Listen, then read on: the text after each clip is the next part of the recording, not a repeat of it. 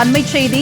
சைவ வைணவம் மற்றும் பெண்கள் குறித்து சர்ச்சையாக பேசிய பொன்முடியின் முழு பேச்சு வீடியோவை தாக்கல் செய்ய வேண்டுமென உயர்நீதிமன்றம் தெரிவித்திருக்கிறது. இதனை நாம் அண்மைச் செய்தியாக பார்த்து வருகிறோம். காவல்துறைக்கு சென்னை உயர்நீதிமன்றம் உத்தரவை பிறப்பித்திருக்கிறது. இதனை நாம் அண்மைச் செய்தியாக பார்த்து வருகிறோம்.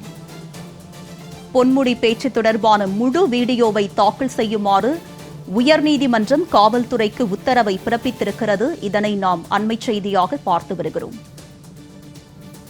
இது பற்றிய கூடுதல் விவரங்களோடு இணைகிறார் எமது செய்தியாளர் மகேஸ்வரி. அவரிடம் விவரங்களை கேட்டு பெறலாம். மகேஸ்வரி, இது தொடர்பான விரிவான விவரம் என்ன? பதிவு பண்ணுங்க.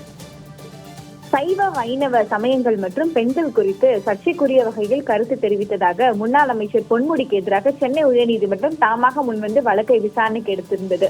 இந்த வழக்கு என்பது நீதியரசர் என் சதீஷ்குமார் அவர்கள் முன்னிலையில் இன்றைய தினம் விசாரணைக்கு எடுத்துக் கொள்ளப்படுகிறது. அப்போது காவல்துறை சார்பில் ஆஜரான அரசு வழக்கறிஞர் இந்த விவகாரம் தொடர்பாக முன்னாள் அமைச்சர் பொன்முடிக்கு எதிராக அளிக்கப்பட்ட புகார்கள் மீது விசாரணை நடத்தி முகாந்திரம் இல்லை என்று இந்த புகார் என்பது முடித்து வைக்கப்பட்டதாகவும், புகார்கள் முடித்து வைக்கப்பட்டது குறித்து சம்பந்தப்பட்ட புகார்தாரர்களுக்கும் தகவல் தெரிவிக்கப்பட்டுள்ளதாகவும் அது குறித்த விவரங்களையும் சமர்ப்பித்தார்.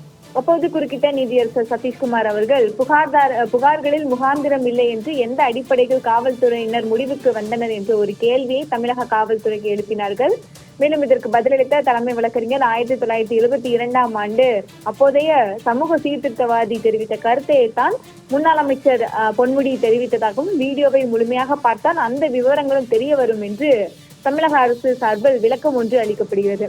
இதையடுத்து முன்னாள் அமைச்சர் பொன்முடியினுடைய முழு பேச்சு குறித்த அந்த வீடியோவையும் 1972ஆம் ஆண்டு அப்போதைய சமூக சீர்திருத்தவாதி பேசிய பேச்சுக்களினுடைய விவரங்களையும் தாக்கல் செய்ய வேண்டும் என்று தற்போது தமிழக காவல்துறைக்கு சென்னை உயர்நீதிமன்றத்தினுடைய நீதியரசர் சதீஷ்குமார் அவர்கள் உத்தரவிட்டுள்ளார்.